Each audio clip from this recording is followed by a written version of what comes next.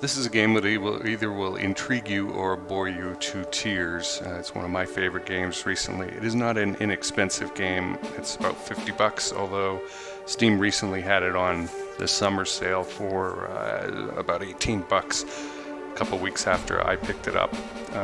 But it was cool because I put out an offer for a specific sale to be made, and somebody bought it, and I went and bought the game. So it ended up basically costing me nothing.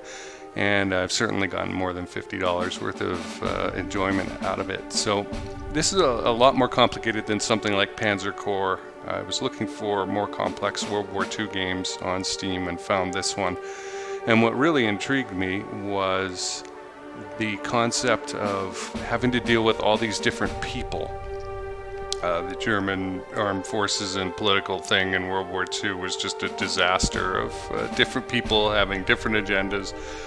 And the bad guy at the top played them off against each other a lot. So in this, if you play Grigsby's War in the East or something, you're going to move a lot of counters around and get into a lot of detail, which you will hear. However, it ignores, unlike this game, the political element. And I have to admit, I played through this game 6 or 7 times before I completed a game. I think the first 6 times for sure I got to a point where I realized I'm not going to win. By August, somewhere August through October, I would ditch it. Now this game takes place after the Germans have knocked out Poland and France, done their Battle of Britain thing, and have turned on the Soviet Union, their erstwhile ally, in the summer of 41 here, which is why it's called Barbarossa 41. And I found it technically to be a really great game. It has a logistics system that I think is second to none, which I tend to do very well with.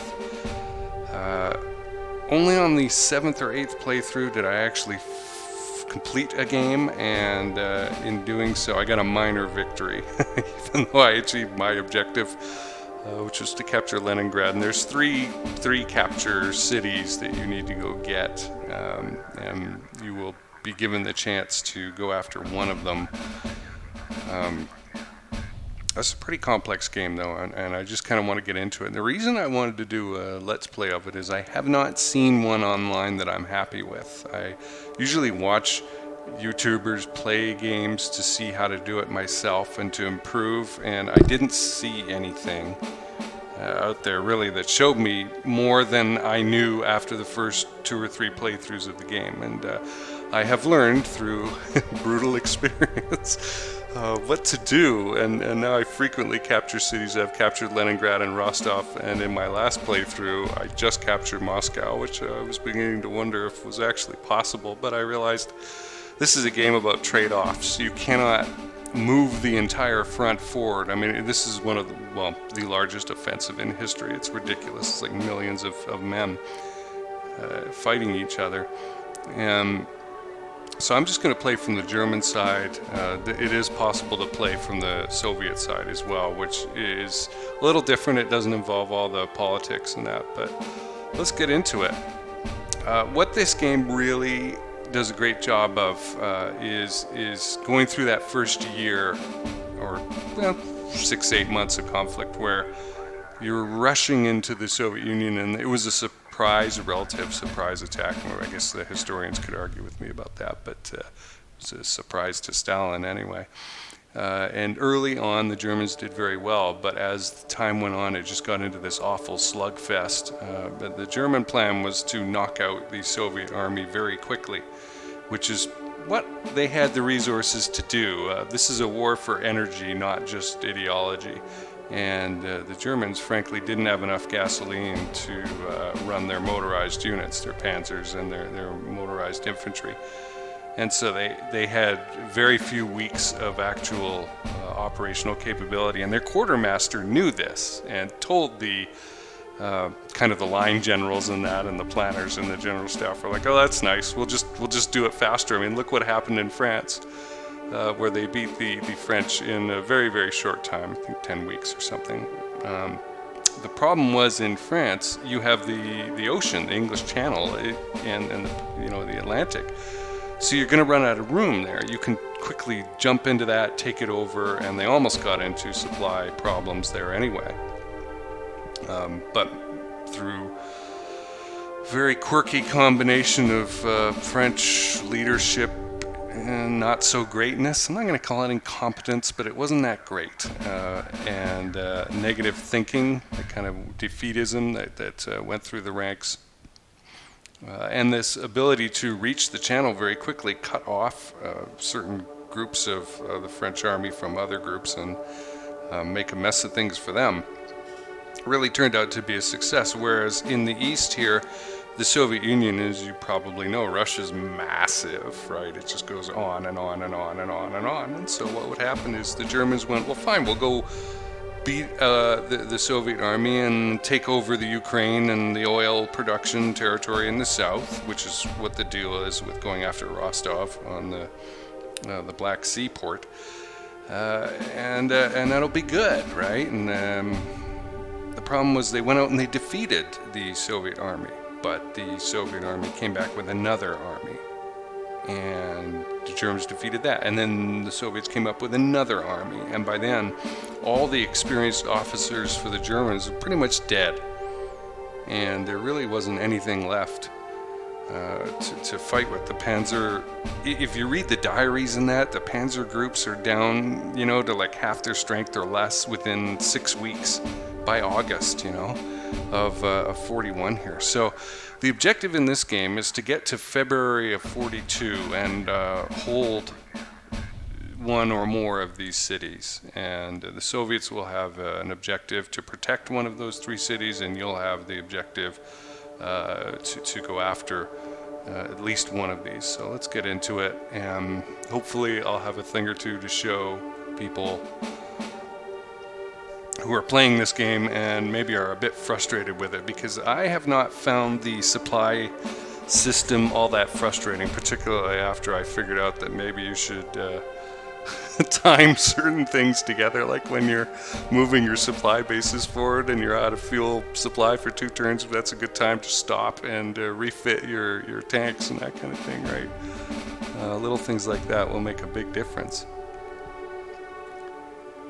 So this is a long game. We're going to play on mild winter. In fact, I'm even going to put easy mode on. We'll leave the Geneva Convention on, which means that we're not going to be shooting any civilians in that. So I'm going to play pretty much as easy as possible, and I'm not claiming to be an expert. So, but as far as the scoring goes, I tend to get a really good logistics score and start off very well with the strategic and tactical, but as the game turns into a grind, those scores come down in the rating that you get. So this is an initial turn. It's strategy picking time, and so you get a number of political points per turn, which vary based on what else is happening and whether people like you or not, that kind of thing. And you use these, you spend these to make choices, and often it's dilemmas, the choice of 2 equally undesirable alternatives. Everything's awful, or you have to choose not to do something that you really want to do because you need to save up to do something that's absolutely necessary. It can be possible to have to do terrible things, decisions that are awful, because you need to spend those points on something else. So this is a game in which you can get into a tremendous amount of reading and detail and that, which I know will be a great joy to many of you. That's the kind of thing that I like. So, if you want to go watch a shoot 'em up, there's plenty of folks out there doing that. I haven't seen many playthroughs of this game, so we'll try and make some time for it. I pressed the key, darn it. So you can pause and read these things if you want. It's again very detailed on who's who. This guy, Brodich, is the chief of staff of the army, and he's kind of your boss. And the person that we're taking sort of mental command of, his name is Franz Halder. Actually, he's the chief of staff. What is this guy? I know he's in charge of the army. Yeah, okay, he's just commander-in-chief of the army. Okay, so Franz Halder is the chief of staff. There we go. I don't know my history better than that. And he's the guy that you're playing, essentially, buffeted around by all these folks around him. There's a guy who runs the trains and the trucks, and there's 3 army groups, and you need to keep your troops and your forces in their lane in each of these groups. If they go out, you get penalized in that. So there's a lot of people above and below to please.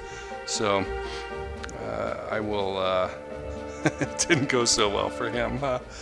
I will leave that up for a second there. If you want to read it, you can. I don't need the basics, thank you.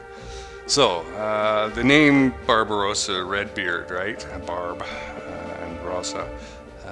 It's after this Holy Roman Emperor. If you ever get a chance to study the Holy Roman Empire, it is fascinating. It is the kookiest thing you could think of. It's totally unstable. It's almost like what a friend of mine who's very involved in, or was in cable television, told me about that system. It was always ready to fall apart in a moment, and that's what the Holy Roman Empire was like to me. So we've got this pre-start turn. We're going to choose some direction here.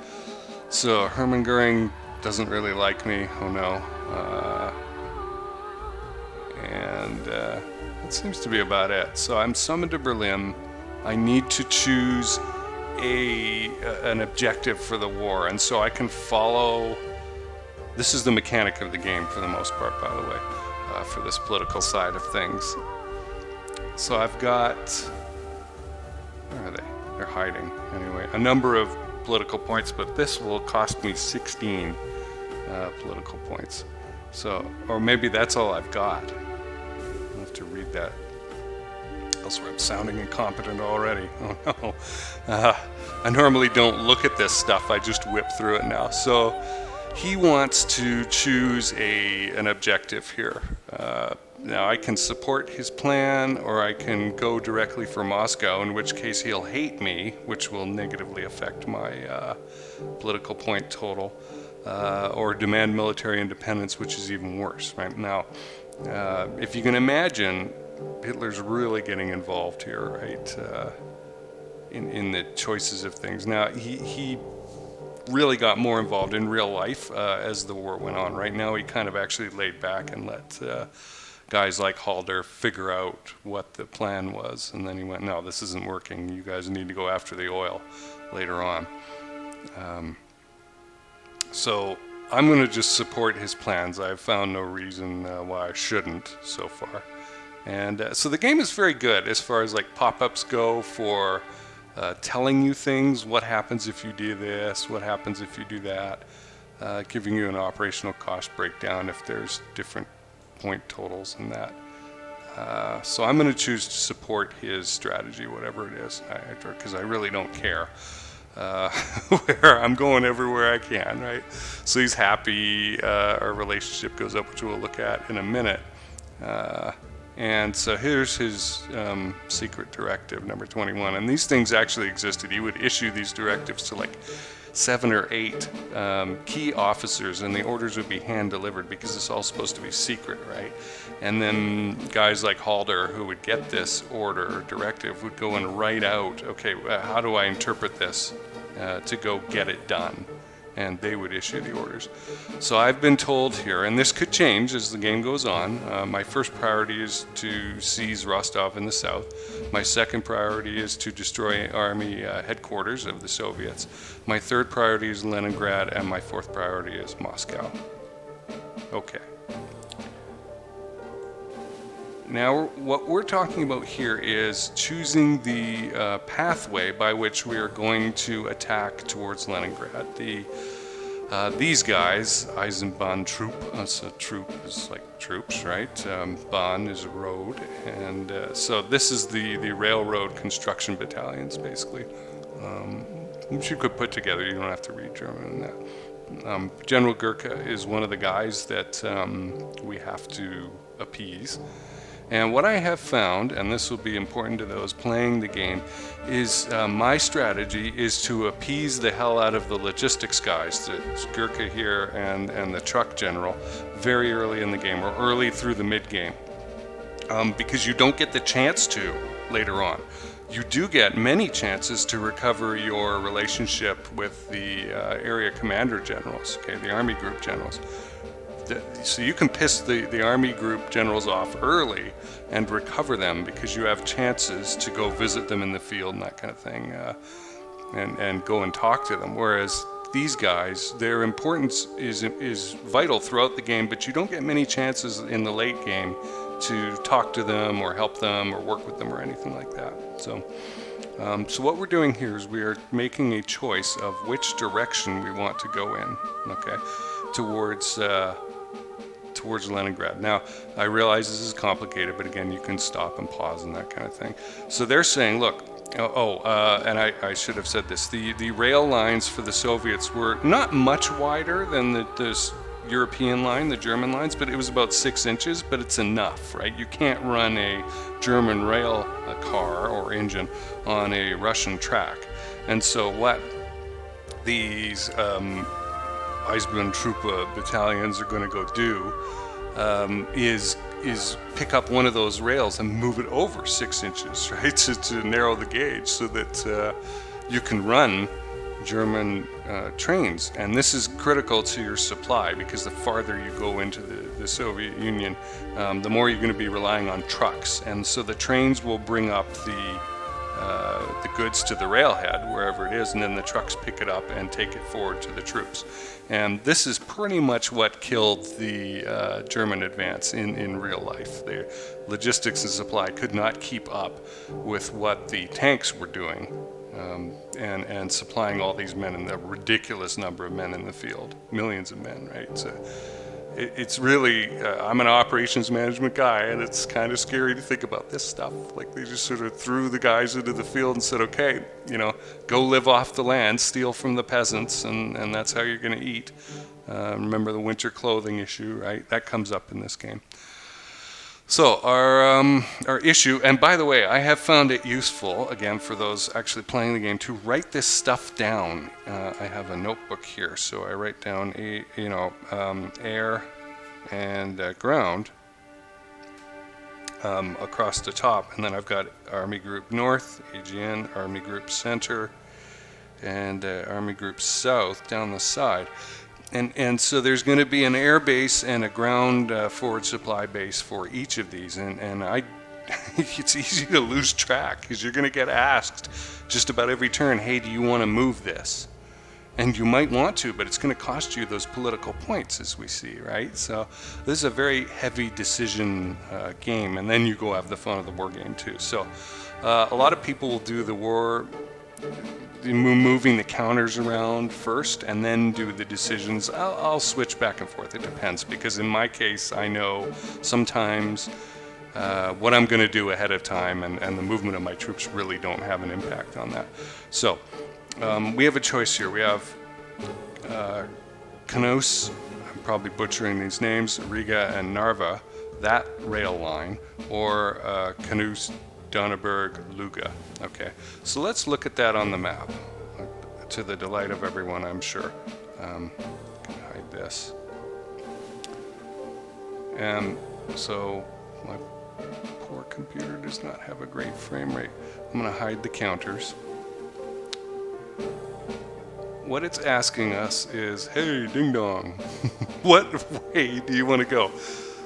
And so on the map, you can see the black rail line here is the German line, but as soon as we get to that city, Kaunas, and you'll see different spellings of these names in those decision cards versus the map here, and that can get I can get frustrated, but there's a lot of information. So they're asking me, okay, for now, do you want to go here to here, right? Or do you want to go from here to here and up the right-hand side? And so the first bunch of times I went up Riga to Tanlin, and this is about planning your assault here too, right? but I found that it was better to go up the middle here, to Pskov and Luga and then Leningrad's up here. I didn't get asked a question about the Finns. I just realized that. Or the... Huh. Mannerheim. Maybe that's because I'm on easy mode? I don't know. We've certainly got the Finns there. Oh, that's down here. Okay. We'll get to that. Okay. So it's asking me, hey, dummy, do you want to come up on the coastal side, or do you want to go up the middle? And I have found it is better to go up the middle, like that, through. So I'm gonna not pick the Riga line, but the other one. And the interesting thing is, we'll see by going to the eastern side of the map here, we'll actually pull off troops, and they may not defend Tallinn or Narva. I have taken these cities without a shot in some of my later playthroughs. So we're going to do that. We're going to make the decision to go with this one. And so he's happy we made a decision. And what are we going to do in the south? So Brest-Litovsk, famous from World War I, where that treaty was that gave like half of the Ukraine to from the new Soviet Union to the... perhaps it was just the Russians at the time. The Soviet Union may not have had their second revolution yet. Minsk and Smolensk, which is the route that we will take. Or we could go this Bialystok. My Russian is terrible. To Vilnius. And again, you can choose to do nothing. Right? I think that's dumb. So, actually, we don't even have to go anywhere. That's great. It took me ages because there's so much data, right, on this screen that I didn't even know these mini maps were in here. So here's the western side. So they're asking me, okay, hey, do you want to go to Brest-Minsk, Smolensk? So here to here, and then up to here, or do you want to do this? Bialystok, Vilnius. So I usually go this way up Minsk, and so I'm going to pick that.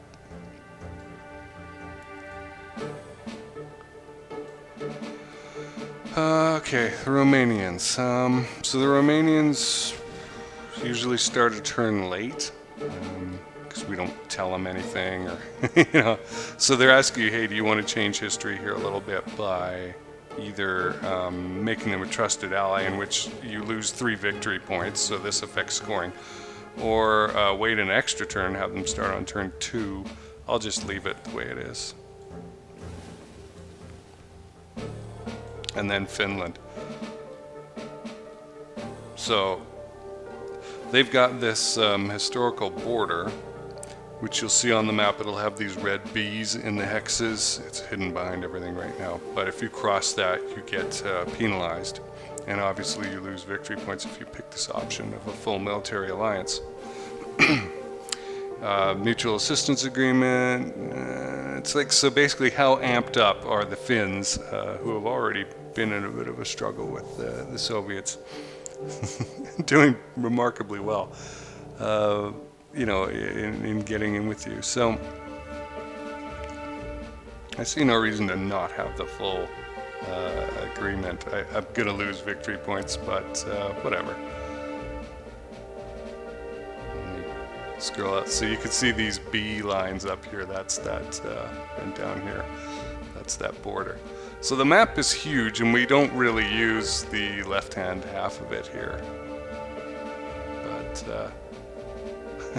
it's a long way. Like, I remember the first couple times I played through, I was like, oh my gosh, I was not playing very well in terms of strategy or tactics. I was football blocker bashing these guys back, and I'd get to Minsk or something, or be on the outskirts of Smolensk and go, wow, and I'd be there really late in the year, and I'd read the real achievements, and it's like, holy cow, they got that far, like, in half the time. Like, look at how far Moscow is away. Like, it is so far away. It's up in the top right hand corner.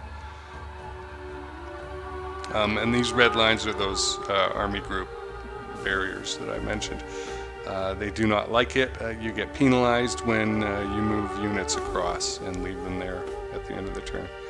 And so the south, we're trying to get to Rostov, which is all the way over here. You look at Stalingrad, and all of you, whether you know history or not, I'm sure you've heard about the fighting at Stalingrad. They got that far. It is so far. Like if you look on a map and you look at Iran, right? Like Tehran is pretty much at this longitude. It's not on this map, but if you were able to scroll down, it's so far, and mentally that didn't match up in my head when I first saw it on a weird kind of inset map in the book Blood Fields or something like that. It's a book about all the atrocities. Bloodlands, there we are. So that deals with that first turn. I'm going to leave this up a lot of the time, and so we're going to advance. Since it was a pre-turn and I can't attack with anything yet, that's why all the units are grayed out there.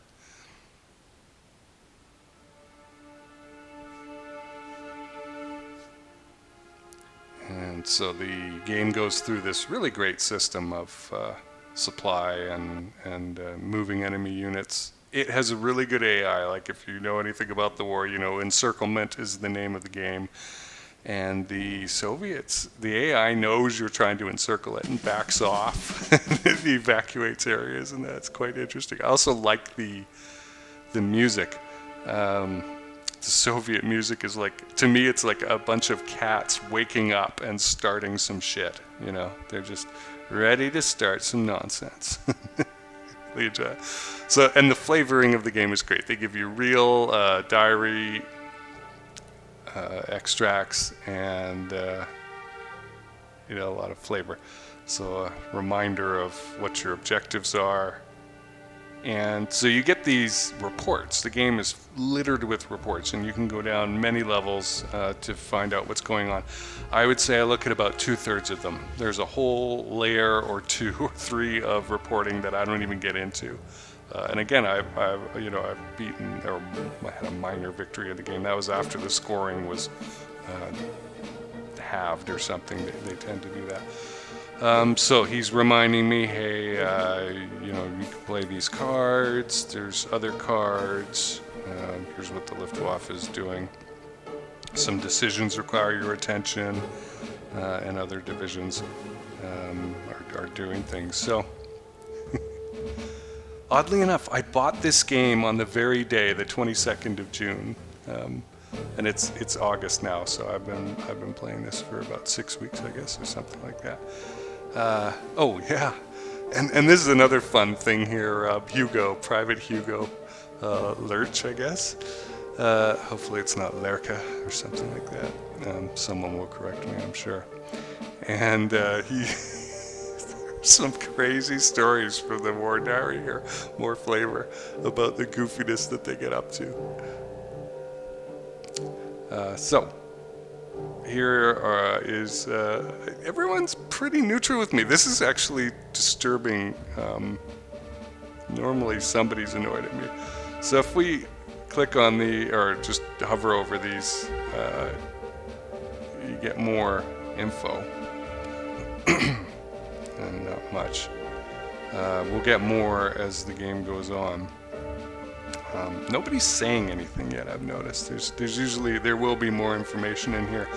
Usually one of them has a quote, kind of a, I like you or I hate your guts or something like that kind of thing. So I like to start with the Finns because I'll often forget about them if I don't. And so we'll go up here. Now this is the surrender line. If the Russians get here, the Finns will surrender. It's not a defeat for us. But now I use NATO counters. You do have the option of using wargaming counters that show you what the thing is. Is a tank? Is whatever. I'm not a fan. I know these are infantry units. This is a tank unit. motorized units look a little different than that. So this city Viborg, we want to get that back, but it's going to take a minute. Now as to supply, we can click on this supply, and it will tell us how good our supply is for the area. So the darker the green, the better. This isn't so great up here in the top left, but we're not fighting there, so I don't really care right now. And our guys start off really backed off, and I don't particularly like that. Now what I have learned is if you have to, see, we use geography until the winter freezes come. These lakes here can be very good because they're choke points, and there's combinations. Like if I have a unit, you know, 2 units attacking 1 as it comes in here, I'm going to get an advantage. All right, let's start thinking about where to move these guys.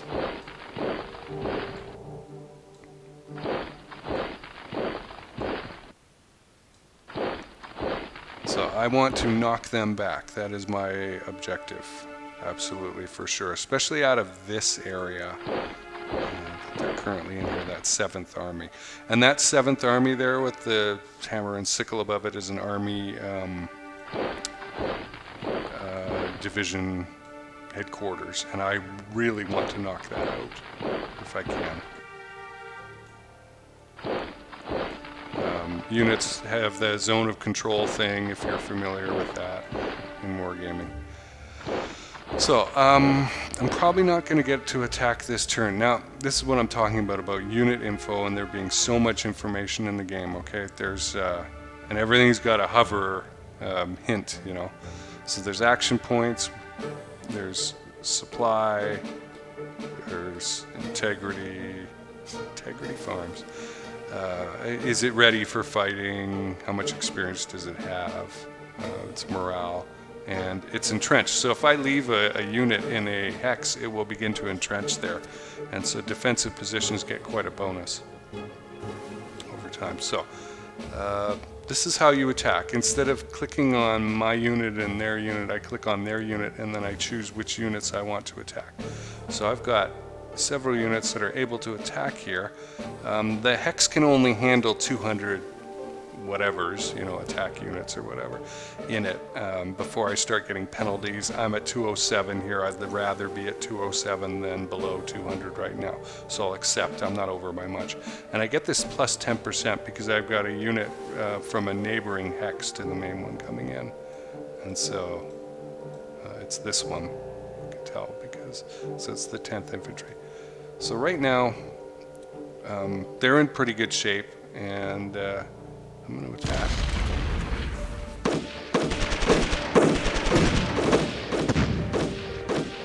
So, I tell you, this game's complex. There's 3 levels of looking at this sort of resolution, okay? There's this graphic level, which is the one that you'll probably mostly be looking at.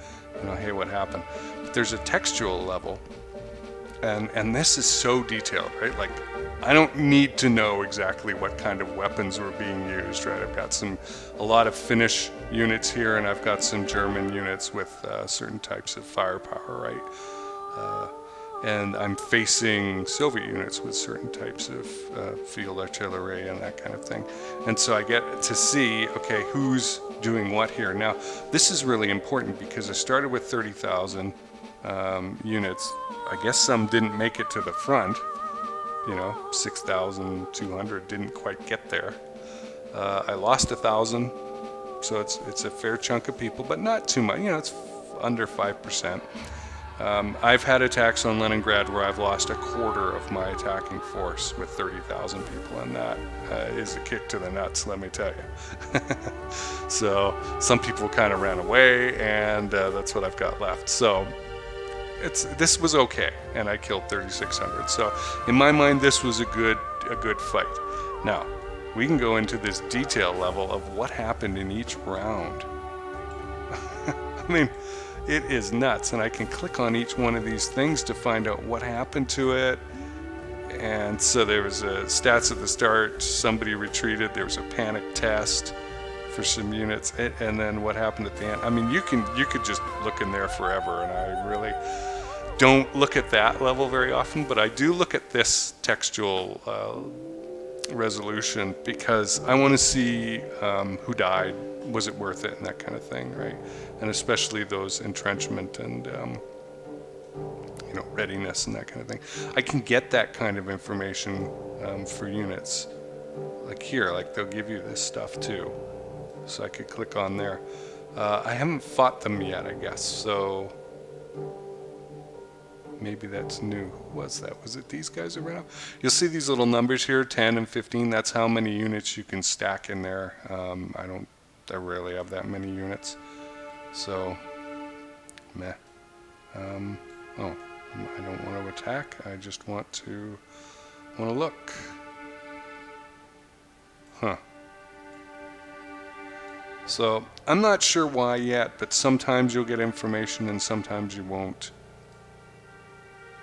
About readiness and what they're up to and that kind of thing. But so let's see here.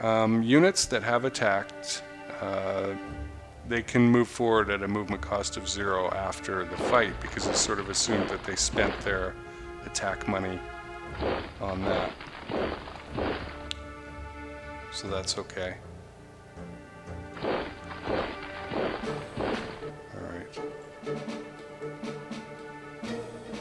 Could go down there, but I don't want to because I want them to occupy this hex next turn. What else can we do?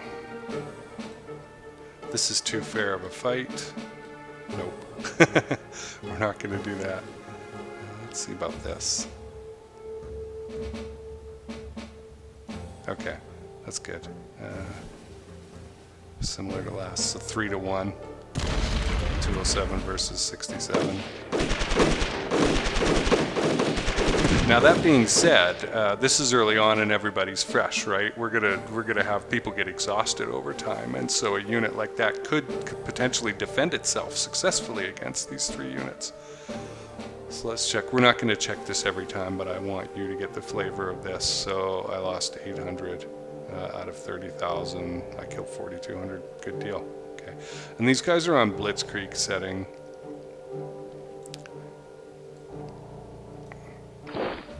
Which means they're going after everybody as hard as possible. And I may turn that down later. It uses a lot of fuel.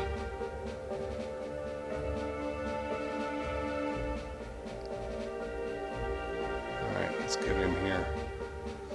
So, my objective in Army Group North right now is to take this city, that Kaunas city. And in order to do that, I'm going to send the 4th Panzer Group, which is under this fine fellow here. And you can click, you see, on everything, right? And he's got statistics, he's got historical info, and he was tortured by the Gestapo. All right. So my job is to knock these things back. There's probably an army headquarters up here I could surround and destroy. The 16th Army will push forward through this swamp here and take it across the bridge from the south. Meanwhile, the 18th Army will push forward and go for this Lipaja or Lipaya? I don't know how to pronounce it, but it will soon be mine. And so that's what I'm going to do with them. I have 96 political points here, which means I probably should issue some cards, because that'll give me bonus cards that I can use. I don't want to change the attack posture or defensive posture of anybody right now. The Luftwaffe is doing its thing, and I'm going to make a decision about that. It's going to render this pretty much unimportant. You can run out of fuel and have them, if you're in range, resupply you some every turn, just about. It's artillery for attack or defense, siege artillery. Here's the rest and refit, whether you want to do an entire army group or a division at a time. And these command focus cards, which we're going to use. And this transport card is to like rescue somebody who's kind of cut off. So, Army Group North. I cannot it gives bonuses, but I can't do this for a panzer group right now because nobody is happy enough with me. They're all neutral. They're like, oh yeah, this guy, yeah. But I'm going to do this, and I'm going to give it to the, I don't know where they are. Oh, the 18th Army. So the green guys up here, I'm going to let them have it. Army Group Center.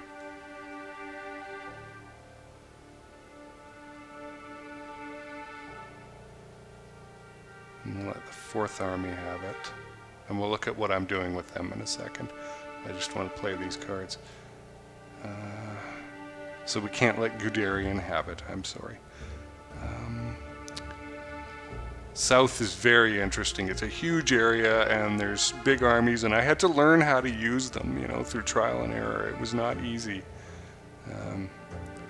There's kind of a clamp or a vice sort of approach that I've learned to use, and also to back off in the beginning, which is something that would be useful for people actually playing the game. So I'm going to play this card for this army, and this is just stuff that I know from experience that works for me. Okay, as a matter of fact, let's go make some decisions right now that will help. So D+2 air offensive, Hermann Göring is asking, hey, what do you want me to do? You know, and it's like 12 political points to get him to cancel. His planes are out busy bombing the crap out of Soviet airfields right now and supply trains and things like that. Do you want us to stop? That's going to cost a lot. Do you want us to, but we don't get ground support, right? So do you want us to keep doing this for a little bit? I usually have them do it for another 4 days. Each turn is 4 days. These Romanian oil fields, we need more oil. I've already told you guys that, so even if you don't know anything about history, you know, we need it. So I can tell our Romanian allies, who in real life provided a lot of oil to the Germans, we need help. I can ask them for help.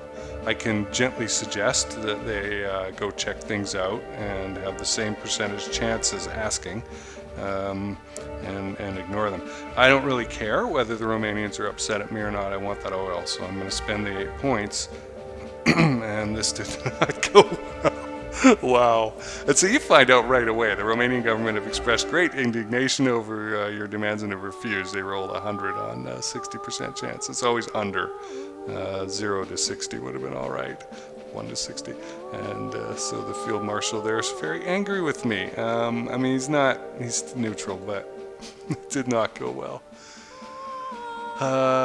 Theater allocations. Okay, so who are we giving fuel to? Again, this is not something that I'm going to spend a lot of time on. We already know that Rostov is the most important target right now, but that could change. There's 2 panzer groups in the Army Group Center and only 1 each in the north and south, so that's why they've got double. I'm fine with it. I don't need to change the plans. Now, these are, what does each leader have to say? They're bitching and moaning and appealing for their own position here, but I'm not going to do anything about it. So this is fun. We'll look at this in a bit, the performance evaluation. That starts next turn, you know, how you doing. And these daily logs are really important to look at too. So the Finnish have not agreed to go beyond the border just yet. This matters, this willing to consider new ideas thing. And what's happening with the trucks. The trucks are always breaking down, always.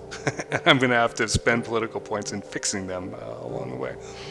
What's happening with fuel, and so you get quite a bit of information. There'll be a logistics area. And again, you don't have to read these reports. You can if you want. You can ignore it at your peril. I usually try to read at least, you know, most of these. I just scan them. Security divisions. Okay, so here's a logistics thing. Remember I said appease the logistics generals now and piss off your commanders because you can recover them later. So I'm going to switch over these guys to anti-partisan duty. That means wiping out people who are still left fighting against us. It's going to annoy my commanders, but it's going to, see, heavy, but it's going to help me later. And so, you know, they're all just going to have to take it, and I'm just going to have to. And so all my guys hate me now. But it's for the best, you know, in the long run. So that's that. And we could get into all kinds of areas, rail and all that. I look at a couple reports every turn just about fuel for each army group. You'll see them drop catastrophically at times. You can see your relationships, your trains, and your truck columns, which will often go with the fuel. I don't really care what the Luftwaffe is doing. What's happening with partisans, evaluations, and the weather. That's another thing which you get here is a meteorological report, what's happening in each area. So I'll be interested in this one, the Riga 1 drizzle. This map can get very muddy, and troops that, like the motorized infantry, will get stuck in the mud and can't move, and that sucks. So it's good to watch ahead. So I'm being put on notice here that I might get rained on, and that's bad. Sometimes in playthroughs I won't get rained on at all. Look at this, we haven't even moved an armed force yet. So I usually like to pick a north or a south and start what's happening there. Now, remember, I chose to do nothing, not advance or delay this Romanian allies thing here. So this group will just sit here this turn, and we'll get them going next turn. And so what I've learned to do is retreat these guys, the 3rd Romanian, and move the 11th Army kind of to the east a little bit and start attacking with the 4th Romanians towards Odessa, and not drive towards Lvov with these guys. They'll hold this area and wait for the sledgehammer of the 17th Army to come down. And these are mountains here that no one can cross. So like Conan, I shall drive everyone before me going in this southeastern direction towards Lvov, and eventually catch up to the 3rd and Romanian and the 11th Army and relieve them, kind of, right, and continue sweeping towards Kiev and the rest of the east towards Rostov in the south.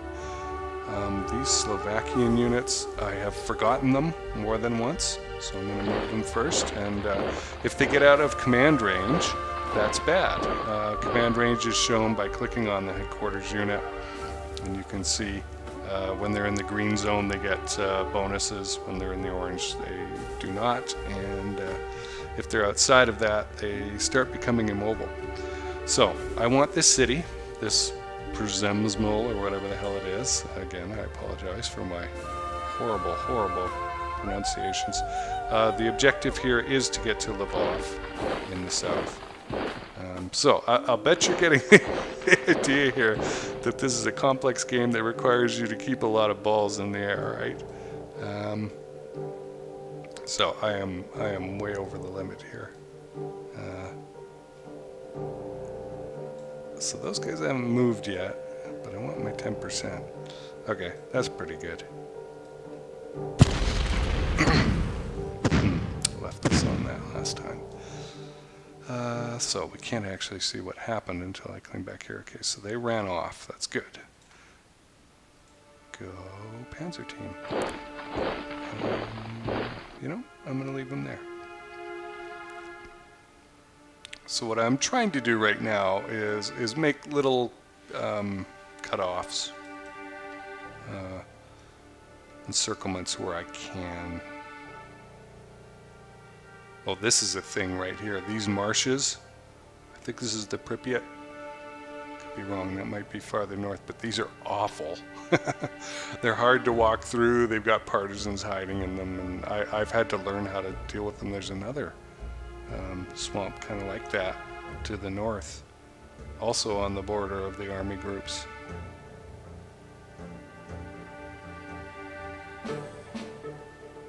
Where's that? Must be further out. Oh well. Maybe it's to the south. I don't know. This map is enormous, and I hope you're seeing the size of the front here. This is much larger than the attack on France. All right. Can't do anything with him. So again, what strategy are we doing? We could go with the football block, pushing people towards the east, but I'd rather encircle them and destroy them.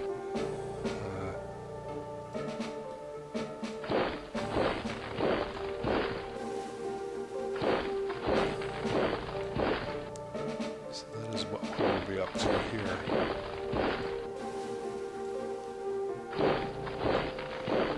So I'm going to try and cut these guys off. Guys in Lvov. I want to take the first Panzer group and come around behind Lvov and cut a lot of these guys off, but we'll see how that goes.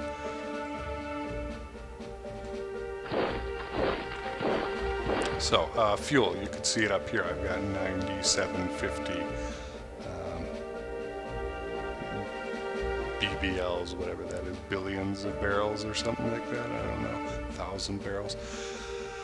And when those run out, I have no more mobility for my motorized units, despite however many action points each individual unit may have, right, down here. So,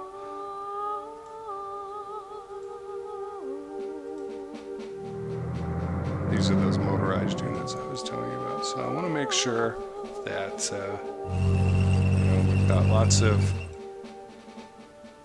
guys ready to go. I've got those. That headquarters within 1 hex of the sector I'm going to be attacking. And we'll see. Generally, motorized versus unmotorized will do very well.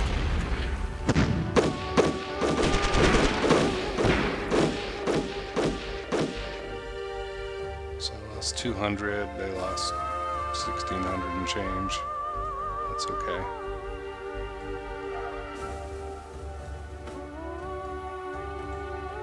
And so those guys will be able to attack again. They have so many army or action points left that they'll be able to do it.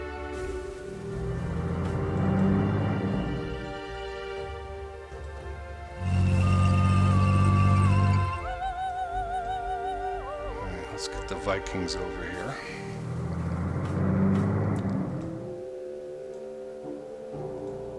So there's another problem of supply that we haven't talked about yet, which is your forward supply bases. And that was pretty good. We didn't lose anybody. And so my guys cannot get out more than 10 spots ahead of, or hexes ahead of the forward supply base, which is a long way away. We started out in Krakow. This is Lublin is where the air base is. And pretty soon we're going to be quite far away from that. So I'm trying to come around behind Lvov. I'm also trying to take over this 5th Army headquarters here.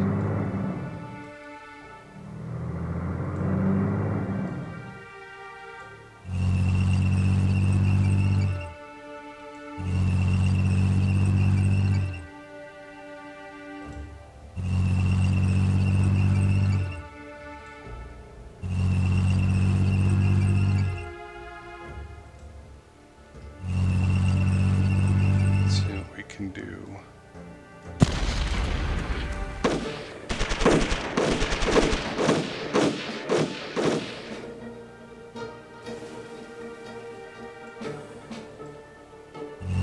So the 131st Motorized Division here I'm going to try and cut off and destroy. Okay. Let's see what we got. Okay, so I've got people from. It's easy for me to go over the 200. attack unit. But both those hexes are attacking from either side, and they are kicking the crap out of that unit. Okay, so I don't want to move him because he's able to attack still. So it'll be good for the cutoff. Okay, so I've got 2 units in here, and I'm attacking with just about everybody. I'm going to take my headquarters out. And so we've got these. That's fine that they're in there. I just want to pulverize these guys in the middle here. So they've panicked and they've just been completely destroyed. It's 20,000 people. They were cut off, and that is the end of them. Now, the 6th Army, I usually like scraping along, you know, working with the 4th Army and remnants of the 2nd Panzer Group around here. This is Brest-Litovsk. So I don't want them too far to the south, and I like to keep my groups together so that they can, you know, coordinate. So I'm not going to send them down here to this spot, but I will send them over here. I do generally want them moving in a northeasterly direction.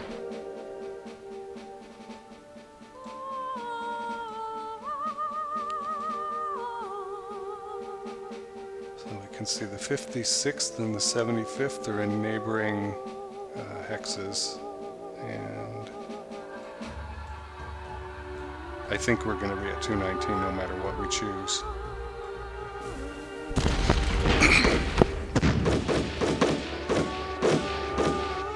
So that worked now. Later on, as I said, it may not work because our units will be tired.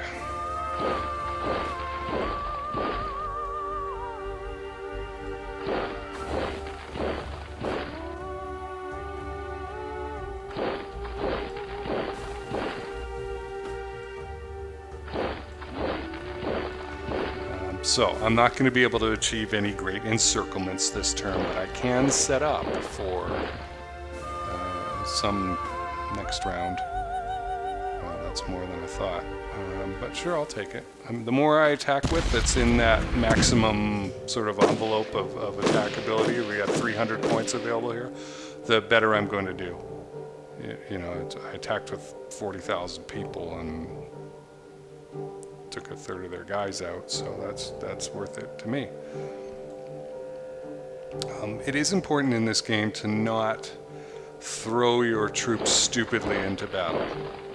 You will wear them out, and they won't be able to do anything. So you see this red line. This is Army Group South on the south side, and Army Group Center in the northern.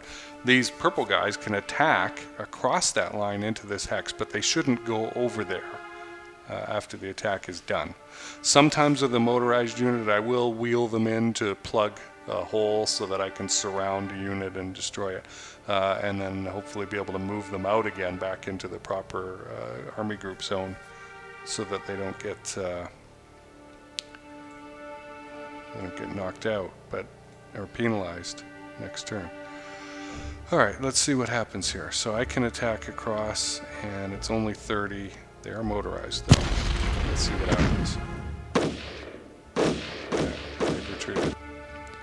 So again, while I could use 0 army or movement costs to do that, I'm not going to move in there, and that's oranged out or redded out to tell me don't do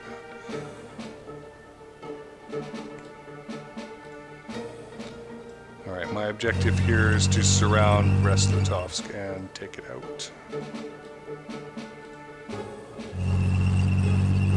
This pesky 4th Army Group here will retreat into the muck. It's been very difficult to destroy super early. I usually get it later.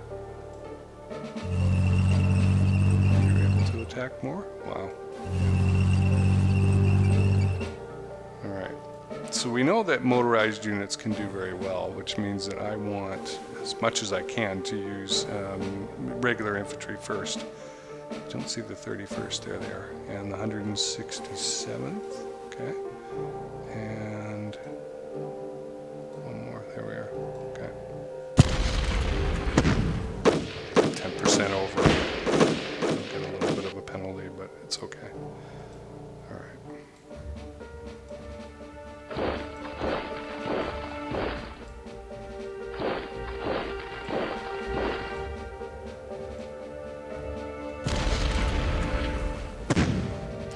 It's the motorized and panzer units that usually get beat up a lot.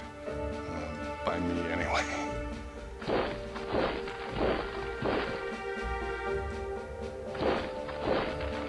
Okay, Das Reich, one of the famous divisions. How much fuel we got? We got a lot. See, 16th, but I just spent a ton getting there. Send, nope, because he can't attack. I want whoever's in the south here to be able to attack. Okay. I'll send one more unit over.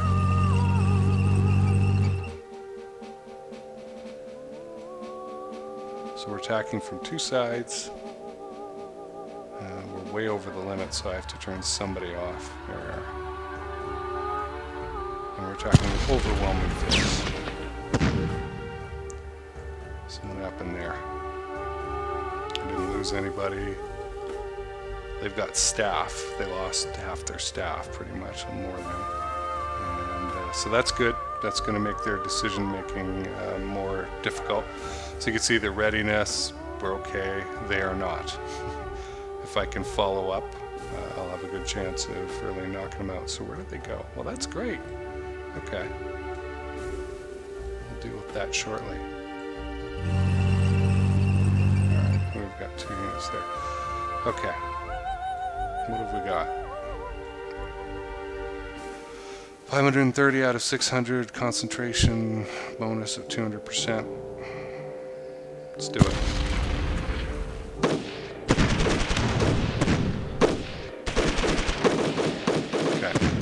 Garrison, 2 army units in there, and they have been completely destroyed. At what cost, though, Jason?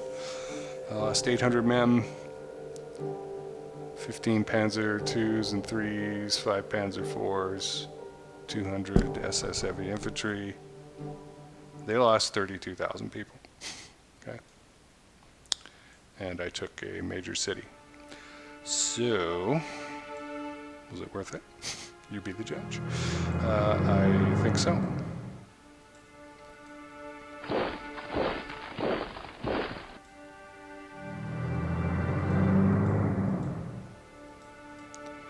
I really want to capture these guys. Is there anyone I can send into that swamp? This 4th Army here, headquarters. They're so lucky.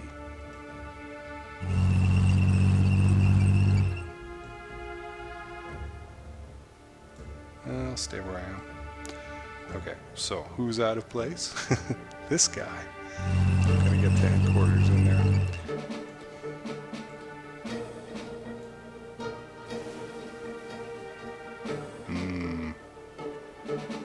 Kinda out of attack points here, huh? Yep, that's right, is out. Alright, I might have to wait till next turn to be able to do what I want to do. Let's see if I can attack this.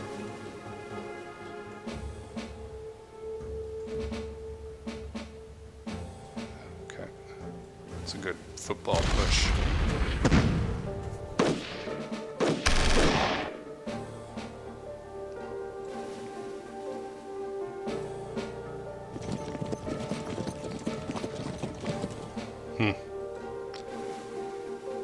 Well, all right.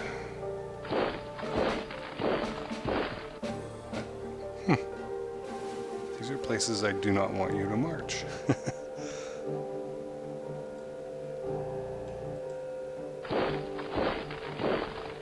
Let's figure out an objective for the 4th Army.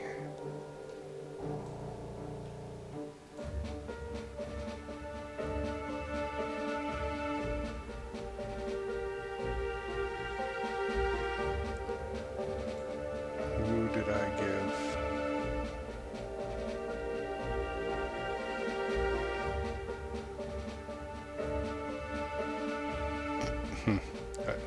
Yeah, you thought you thought that was the list, huh?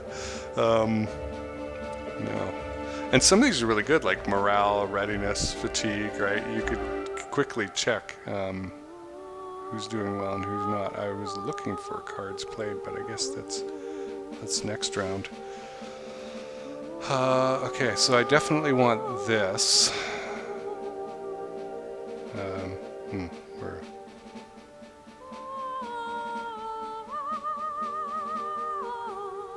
This 10th Army. So 9th Army of ours, I usually send again scraping along the border of the Army Group North. But we'll see. We'll see what we do here.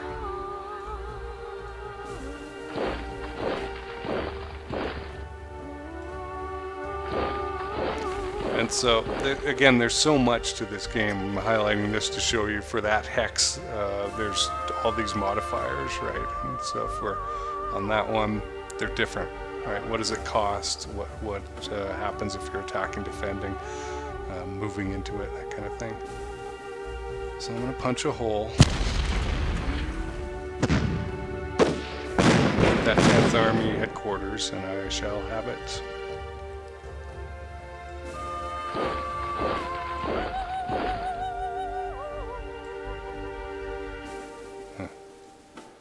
Not enough.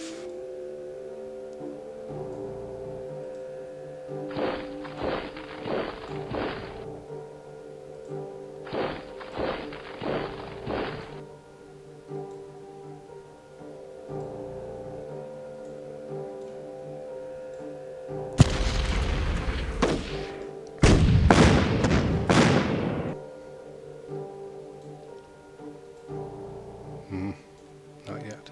I just want to move the regular.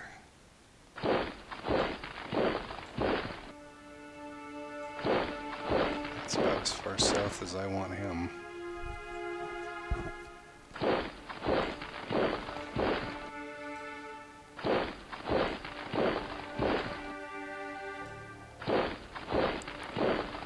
Alright, let's deal with the 4th Army.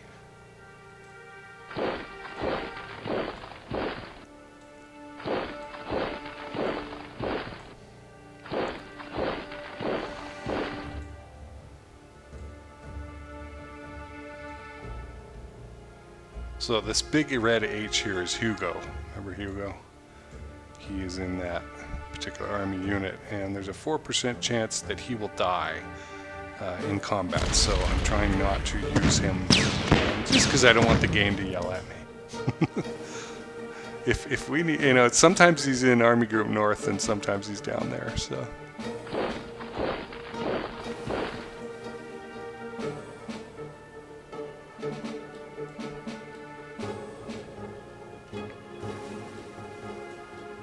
So these grayed out units have already used a lot of their action points. The really bright white ones have not. So I am on a mission to see who's got what. Okay, versus 67. I'll take that. Those are good numbers.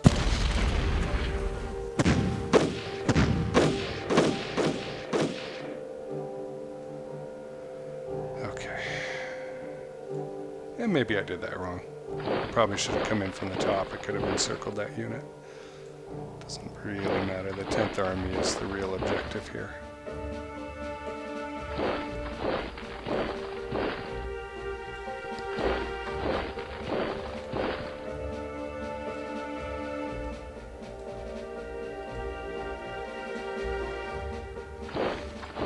As you can see, the 4th Army is a very large army.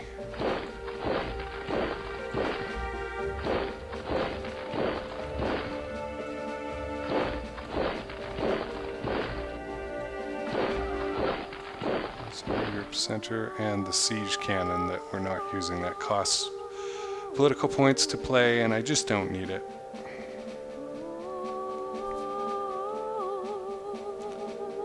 So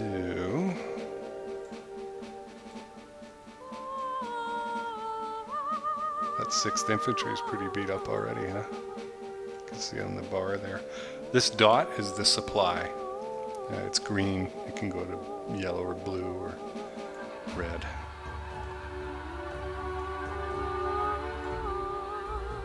So let's see here. I'm going to use Hugo. Hugo will get into the fight, and if he dies, he dies.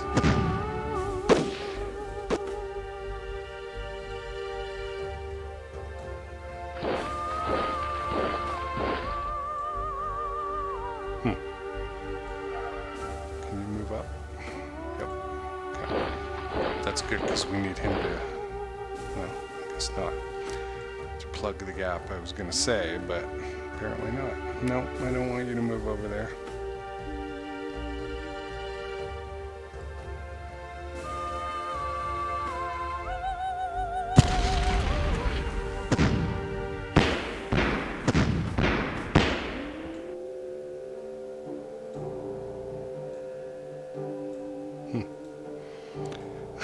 I like it when they only want to retreat.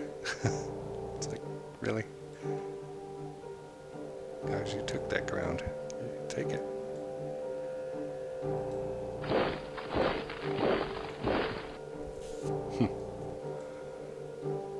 Some funny directions they've picked.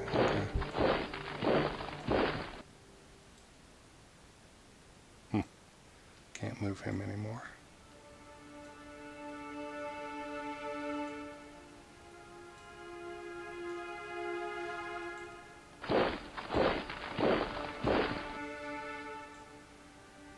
That's it, huh?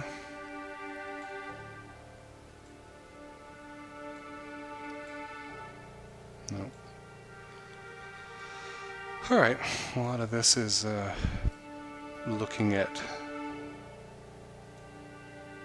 counters and seeing what they will do and what they won't do.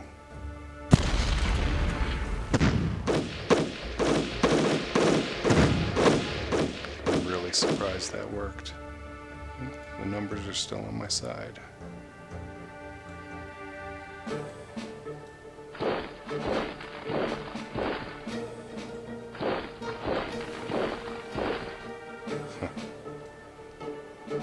Okay, so that's pretty much that area.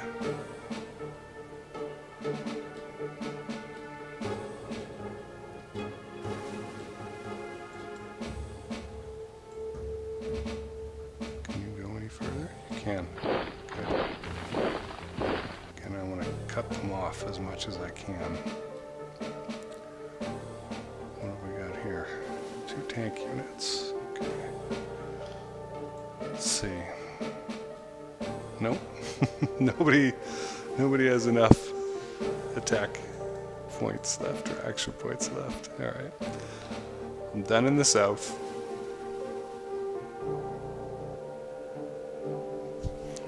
And what about this?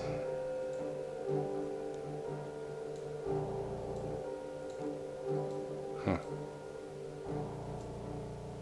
No, nobody will go into the swamp. Infantry would. Kind of do want to push them north, though. I want to get squares available. That's acceptable. So that I can surround them. And we do. Not too bad. We lost some tanks.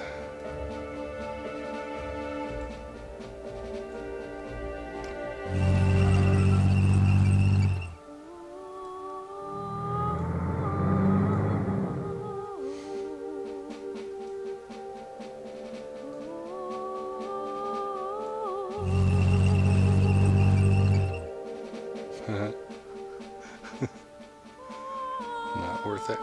See, in most war games, you want to scroll through at the end of your turn and make sure you've moved everybody that you can move. In this game, it's the opposite because of the supply thing. You want to not frivolously move people because it costs money, and you don't want to start fights that have no purpose because they'll wear your guys down and you're going to need them later on.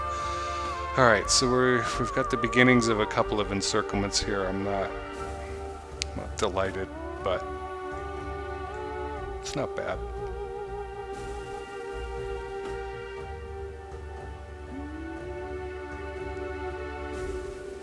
Yeah, I think we already looked at all those guys.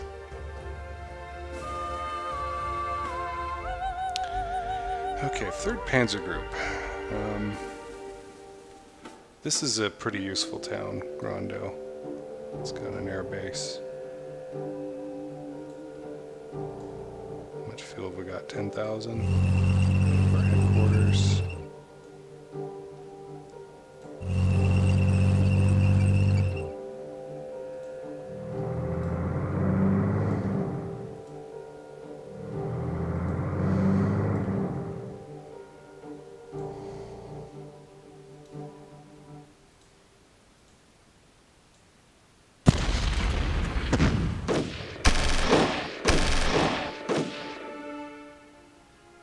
Didn't do too bad.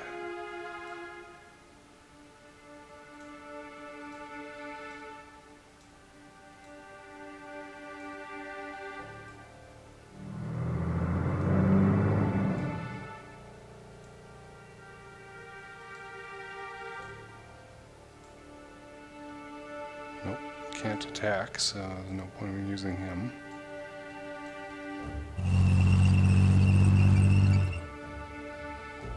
The 12th Panzer's over here.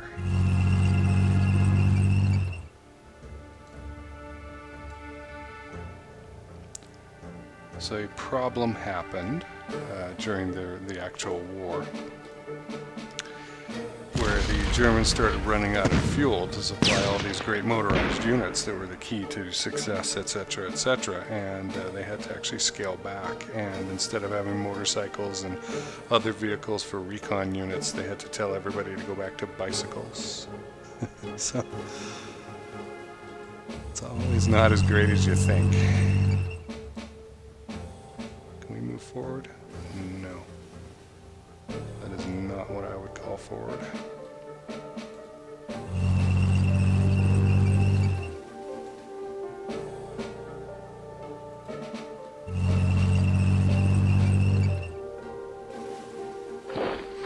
So I'm going to leave one of these guys here because while I can't go across these army group lines, the Russians have no such problem.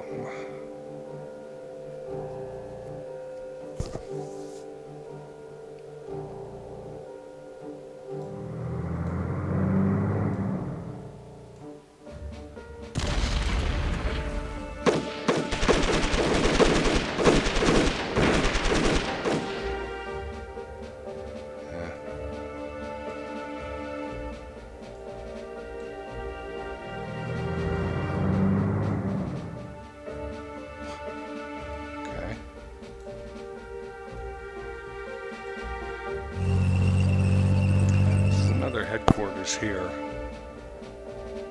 Just swoop in from above and take it eventually. I'm gonna put that guy there in case I need to chase these guys into the swamp. Which is very possible. Okay, so I could attack and squish them into this city here. BLA stock. But I don't know, they're probably going to escape. But by not taking this city, I'm actually encouraging them to stay there for a turn, which is good, and garrison it while I sweep around in behind and encircle this whole group here, which is what I plan to do. But we'll see whether they cooperate or not. Alright, let's get the 35th, the 123rd I can see, the 12th I can see, and looks pretty good.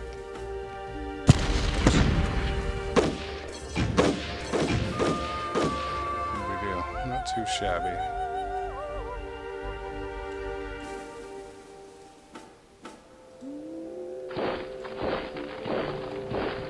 So remember, my plan for the 16th Army here is to push across the southern side of this army group's area and do our best to knock them out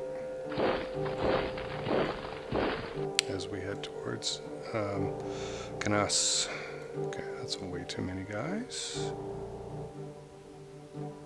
We definitely do not need that many.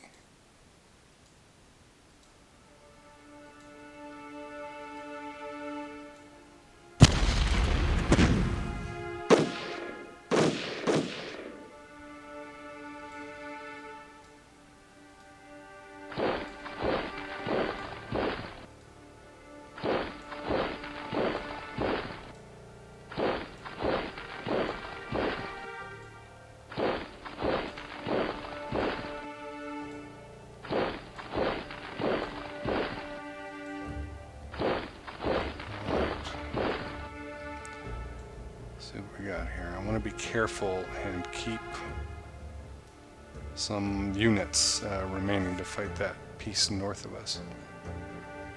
So the 30th is good.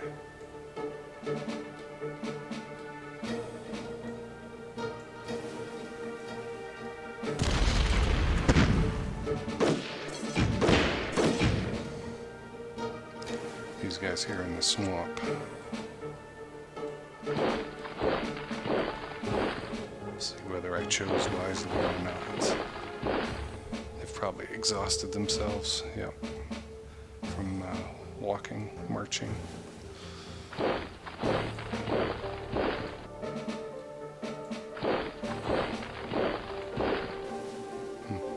That's as far as we can go.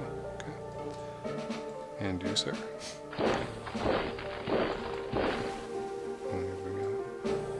Can I send somebody down there?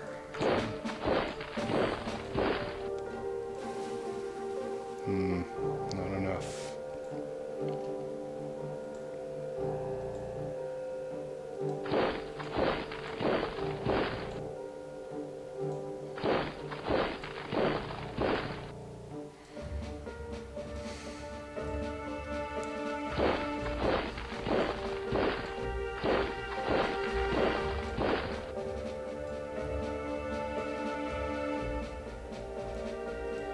So remember, the objective of this army group is to move north, the 18th Army. Huh.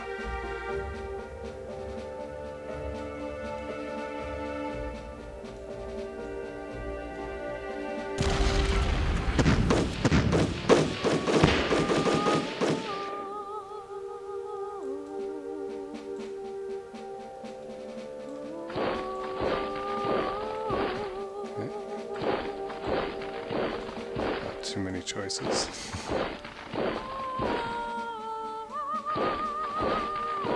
Alright, and I want the 4th Panzer Group to sweep across to the east.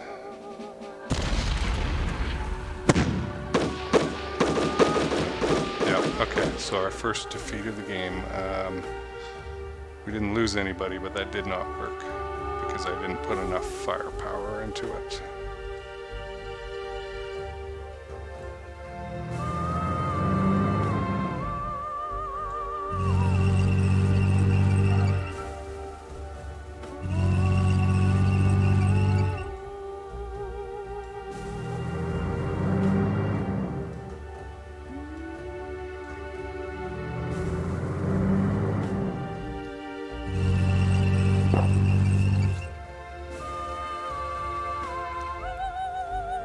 So let's try again. I am way overpowered, and it will work, but probably take casualties. Yep.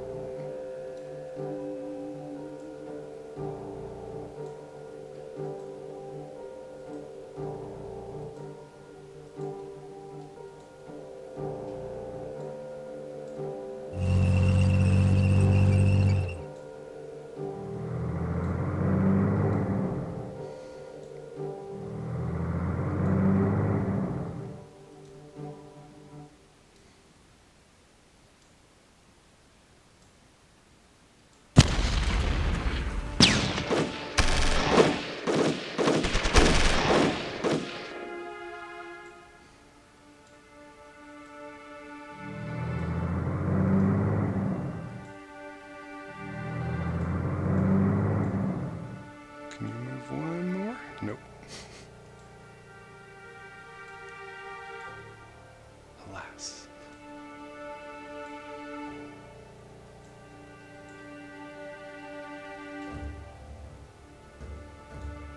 So they are out. So I can't quite encircle this guy. This 11th Infantry here. I'd like to.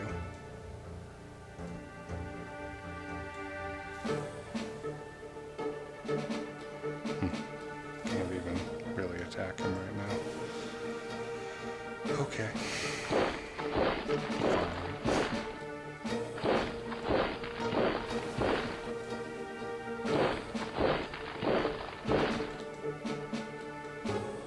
Alright, I'm not set up in a situation where I really want to attack up there. I've got them surrounded. Yeah, better to wait till next turn. They'll drain them off of supply. They can't get out. They don't have enough offensive firepower to escape the ring that I've put around them. Is there anything left that these guys can do? No.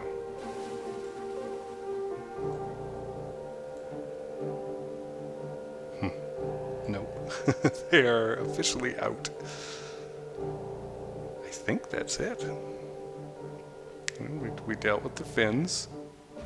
We've done everything up here. So we've started a great encirclement of this area.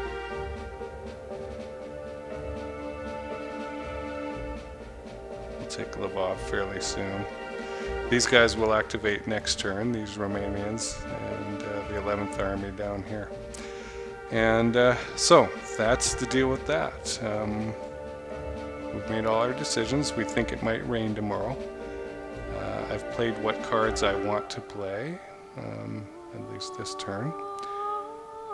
And so let's end the turn and start listening to some cats waking up music, seeing what the Soviets do. Von Lieb. He'll like me soon enough.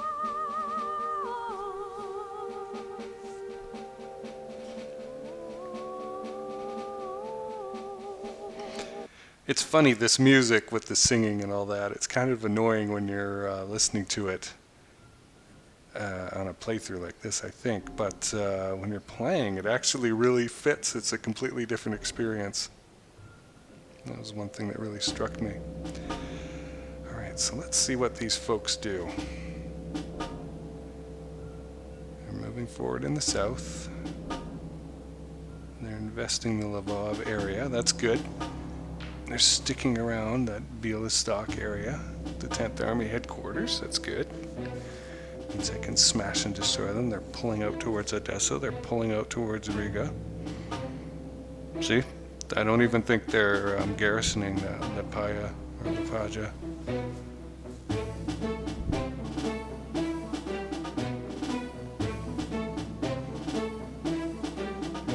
I should really look that up. I don't even know if that's Latvia, Estonia, or Lithuania. Let's see, it was the Polish-Lithuanian Commonwealth, so probably Lithuania. Yep, look at them. Look at them bugging out like that. Look at that. I couldn't seal it, so they're retreating so they don't get encircled. They're not dumb. Even on the easy mode, quote unquote, this game is still very hard.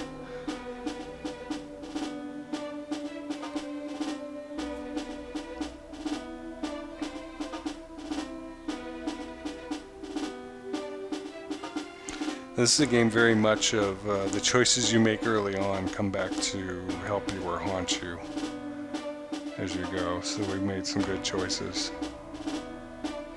Look at them backing out of there. And 4th Army. I'm going to have to surround them right away.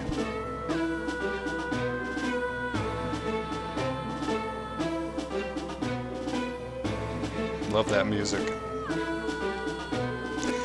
Alright, that's it for this turn. I hope you liked it, and it was a bit of an introduction. We're going to keep going, and that'll be in the next video, but I appreciate you sticking with me.